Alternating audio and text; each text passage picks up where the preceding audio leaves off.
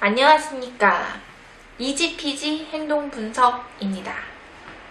많은 사람들이 포인팅을 하지 않는다는 거는 아이가 자폐증이다 라고 알고 계십니다. 정말일까요? 오늘 이 시간에는 포인팅이 대체 뭐길래, 그리고 이걸 안 하면 자폐증이 100%라는 건지 혹시 아닐 수도 있는지에 대해 간략하게 이야기해 보려고 합니다. 제가 정상발달 아동이 보이는 모습에 대해 이전에 올렸던 영상이 있는데요. 거기 보시면 12개월의 정상발달 아동은 포인팅을 한다고 이야기 드렸습니다. 조금 느린 경우도 있을 수 있습니다. 그런데 18개월이 넘도록 검지손가락으로 포인팅을 하지 않는다면 그것은 자폐증의 신호가 될 수도 있습니다. 보통의 경우 아이가 뭔가 필요한 게 있을 때, 엄마한테 무언가 보여주고 싶을 때 이렇게 포인팅을 하죠. 하지만 자폐증 진단을 받은 아이들의 모습을 보면 포인팅 대신에 보여주는 특징적인 모습이 있습니다. 자기가 필요한 것이 있을 때 포인팅이 아닌 엄마의 손을 물건 위에 올려두거나 아니면 사람을 그 장소나 물건 앞으로 끌고 가는 양상을 보입니다.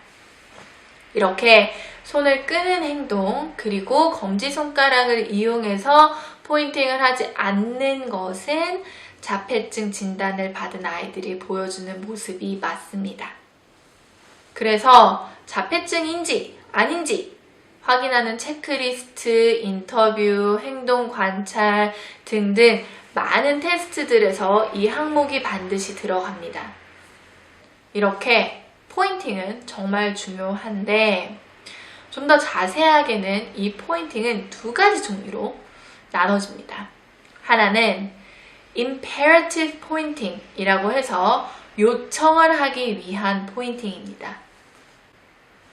예를 들어 먹고 싶은 과자가 찬장에 있습니다. 아이는 이것을 달라고 손가락으로 가리킵니다.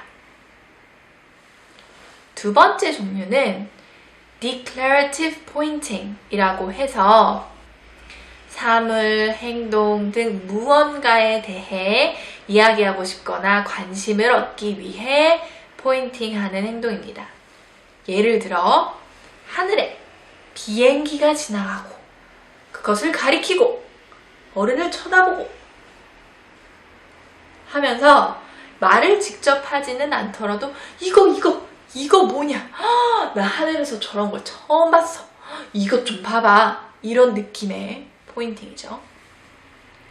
대부분의 자폐 아동들은 이 두 가지 종류의 포인팅 모두 잘 나타나지 않고 특히 이 두 번째 종류의 포인팅은 정말 어려워합니다. 이런 포인팅을 포함해서 물건을 보여준다거나 빠이빠이, 안녕, 손 흔들기, 아니, 아니요 하는 이런 많은 제스처들이 정상발달 아동에게서는 9개월에서부터 15개월쯤에 나타납니다. 그래서 18개월이 지나도록 이런 전반적인 제스처들이 나타나지 않거나 지연되는 거, 공동관심을 보이지 않는 거는 자폐증의 신호일 수 있습니다. 하지만 포인팅을 하지 않아요. 그렇다면 자폐증입니다. 는 절대 아니라는 거.